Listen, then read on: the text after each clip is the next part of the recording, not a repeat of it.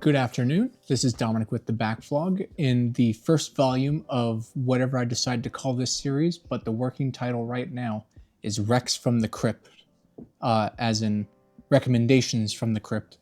These are things that I don't think I'll get a chance to talk about on this channel, just because the goal of this channel is to serve as a journal for things that I get through, and things that I've already experienced, I'm not really going to talk about. And it's also a way to recommend some weird outsider things that people don't really often get recommended too much and therefore might not know about. So I think it's just an opportunity for me to talk about weird things and to recommend weird things to weird people. And what I want to do with this series is to recommend 4 different pieces of media. I'm going to recommend one weird book, weird film, weird TV show, and a weird game for people to check out. So that being said, the first recommendation from the Crypt is Alan Resnick's 895. I think it's focusing. What this is basically a series of online chat helps that you as a bank patron would go through to try to get just general help with.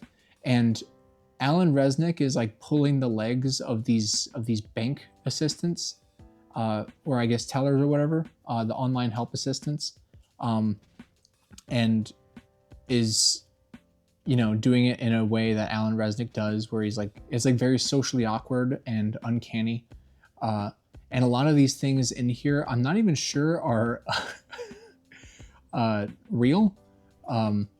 It's very interesting. It's very short. Each chapter is just regular conversation. It's fascinating. Alan Resnick is he's a comedian and one of the primary forces of the comedy troupe Wham City Comedy, which is a comedy troupe that I really like for their blending of cosmic horror and surrealist comedy. Alan Resnick really shines in this book. It's really an oddity. It's an odd one. I don't know if this is still available. I got this a very long time ago, so I'm kind of curious. I wonder what the copyright year on this thing is. The copyright is 2012, and I didn't get it in 2012, but I probably got it maybe 2019. So I don't even know if if this is still available. Everything about this, it's self-published. There's not even a barcode on the back. It's completely self-published, but everything about this is just weird. Even the copyright material. I quote, ISBN is the name of someone's small dog or puppy. It's fascinating. It's really interesting. Yeah, check this thing out. Lindsay on the cover recommends this book as well. I don't think, yeah, it is focusing. She says, this book was incredible or wonderful. And it really was. It's been a long time since I've read this. I kind of want to read it again. This is a good afternoon right here, if that. You can get through this in 45 minutes. So yeah, the next weird piece of media, this is a film directed by, I believe, Richard Elfman. This is directed by Richard Elfman. This is Forbidden Zone. And what Forbidden Zone is this focus? I really hope it's focusing because the cover art is sick. What Forbidden Zone is kind of like a Frank Zappa 200 Motel situation, where it's a weird surrealist comedy made by a band. And the band in question is a band I like very much. They're Oingo Boingo. And you may not have heard of them. Oh, you know what? Let me make an amendment to what I said earlier. I forgot. I wanted to include weird music in this as well. Give me one moment. I will come back with a weird record as well. As I was saying, so Forbidden Zone is Oingo Boingo, and they're pretty popular. Their most popular songs are probably Dead Man's Party or like Only a Lad or something. You may have heard them in Stranger Things, actually. I think they have a song in the second season or something of Stranger Things, Just Another Day. But you might know the frontman of Oingo Boingo, who is Danny Elfman. If Richard Elfman, the name Elfman sounded familiar, it's Danny Elfman's brother. Danny Elfman is a very famous composer. Many of his works are like Tim Burton works. He did the Batman, the original 80s Michael Keaton Batman. You know, the Beetlejuice stuff. He did Nightmare Before Christmas. He did the Sam Raimi Spider-Mans, and perhaps his most famous work, the theme song of The Simpsons. So that's a little interesting bit of trivia for you. Danny Elfman, frontman of Oingo Boingo, his film Forbidden Zone. Well, his band's film Forbidden Zone. It's really strange. It's really horny. It's like, I could compare it kind of to Eraserhead in its fever dreamish aspects of it, but you know, the themes of Eraserhead are vastly different from the themes of Forbidden Zone. But you know, the costumes and the sets and everything about this is just like, it's weird and fantastical. And if you could imagine, like, if the cover art for the Beatles is Sgt. Pepper's Lonely Hearts Club as a film, this would be it. I wonder if this thing has postcards in it. It might. It's got a poster. The little blurb on the back, on the reversible cover, says it's the Citizen Kane of underground movies. That's fascinating. Yeah, I think it's just a poster. No postcards, unfortunately. But yeah, it's insane. Danny Elfman plays Satan. He plays the devil. It's very wild. It's very zany. It's a weird one. It's a really, really weird one. Next up is a show I haven't seen in like 8 years. So pardon my poor explanation of it. You may know, you know, if you've been on the internet and you like, if you're into like lost media or like the history of like broadcast television or whatever, the Max Headroom incident where a guy in a Max Headroom mask, I guess hacks into a TV network in the middle of a Doctor Who marathon or whatever. And it's just like really, it's really crude. He's being spanked in the ass with a fly swatter. And he's making jokes about Coca-Cola, and it's just like really weird and distorted and kind of creepy. The mask he's wearing is the Max Headroom mask of Max Headroom, the television show from the mid-'80s. I think this is actually I think Max Headroom was originally a talk show, kind of like a science fiction, fictional kind of talk show. And then the show came afterwards, or I could have it backwards, where this came first, and then it was like the kind of talk show.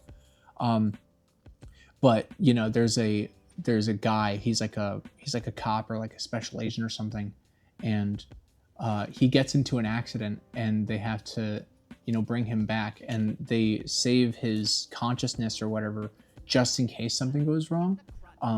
But I could be getting this completely wrong. But you know, he ends up fine. But now they just have this consciousness, and this consciousness is Max Headroom. I think the character's name, Edison Carter. Max Headroom is the AI consciousness of Edison Carter. And you know, this thing is like, it's really weird and cheesy 80s television. It's actually pretty family friendly. I think this was kind of like aimed towards like family audiences. So like there's like a lot of in it where it's like, it's really cringe. And yeah, it's fascinating though. It's got like this really interesting cyberpunk setting, and you know, all the rudimentary early special effects from like computer generated images and stuff. And it's just really interesting. And given all of the cyberpunk stuff, you know, with Cyberpunk 2077, and I guess Blade Runner 2049, that's coming out in the more modern era. And you know, that's goes without saying, the original Blade Runner and like Akira and like all the cyberpunk stuff coming from the 80s, Ghost in the Shell, as well as where we're kind of headed, technologically speaking, you know, with AI and like all of the facial ID recognition and just biometric stuff and bioengineered stuff. It's really interesting, kind of the view of all of that was back in the mid 80s. And not to say that, you know, cyberpunk was always viewed with rose-tinted glasses, because, you know, the point of a lot of those things is that corporations are using technology to enslave people. And, you know, I think this is just like a more playful approach to cyberpunk. Yeah, and it's not good. It really sucks, but if you're into aesthetic and you're into style, and you're into atmosphere and vibe, this is the show for you. If you're looking for something like well written, and, you know, thought provoking and everything, it's not the thing. But this is a vibe show. This is totally vibes. It's fantastic.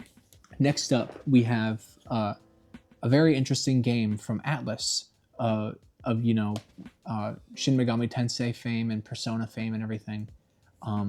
We have Chorokyu, and what this is it's a racing game, but it's also an RPG. It's really fascinating, and it's based off of like little Chorokyu toys from Japan. I don't even know if they're still around, but they were a big thing in the 80s. They were like these little tiny like cars, and you would like pull them back and like watch them go. And I guess they were kind of like the chibi version of Hot Wheels. This thing is really interesting. It's very unintuitive. The RPG elements in it are very obtuse. And the story, you know, with being based off of, you know, chibi pullback cars, there's not really much to pull at the heartstrings here like some of the best RPGs are, but, you know, it's still really fun. I think the music is really cute, and the racing, the races that you can have, and like the car customization, while it is like geared towards children, so it's like very easy to understand and not very like driving simulator Gran Turismo-esque. It is still really fun. And I never did finish this game. I do want to go back to it though, just because the races are really fun in this. And, you know, with the tracks, there's like there's a lot of variety with like the obstacles that you can do. It plays with gravity a lot. Yeah, it's just really fascinating, and it's like I don't really see people talking about this game, but it's just really interesting. And then lastly, the last recommendation from the Crypt is the album Big Science by Laurie Anderson. Laurie Anderson is she's an avant-garde musician. She's still around, and, you know, I love her music. It's not for everybody. It's avant-garde. It's, you know, a lot of the songs in here, they sound really ugly, but, you know, this is like another vibes album.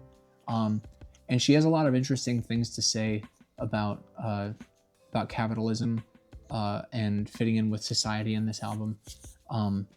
And, you know, musically, it's all over the place. Sometimes you can't even really consider it music, but it's more of like an audio experience than it is an album. But I'll talk more. I will actually talk more about this album in the future. I do have something planned for the future, and this is involved in it. But I do have a history with this album, and this album really got me through some tough times in life. But yeah, Laurie Anderson is like a really interesting multimedia artist, because she does like abstract painting. She's done documentaries before. You know, she has like art exhibits, like interactive art exhibits. And, you know, this was kind of like the start of her career. I think this was 82 this album came out. Could be wrong, but yeah, early 80s. She does a lot of collaborations with like Peter Gabriel from, I believe, Genesis. And, you know, the stuff that they do is also like really interesting. Yeah, I don't really know how to talk about this album, but it's just it's very strange. I don't really have much to say about it. This one's really cool, actually. It doesn't sound bad. You would think it does sound bad because it's one of these records, but it's got like this cool red kind of vinyl to it. This was a repress, I think, from 2017 or something, but no, 2021. I think the repress came out. But yeah, I love this album. I love all of the things I just showed you today. That was the first volume of Rex from the Crypt. I hope you liked it. If you like this format, leave it down in the comments below. If you've seen or played or read or listened to any of these things that I talked about today, let me know what you think of them. I'd love to have a conversation about some things that people generally don't have conversations about. That's why I wanted to talk about this stuff, because I didn't know if I would ever get the opportunity to talk about it. And I think this stuff is worth talking about. Yeah, it's just fascinating pieces of art. Thank you for joining me today.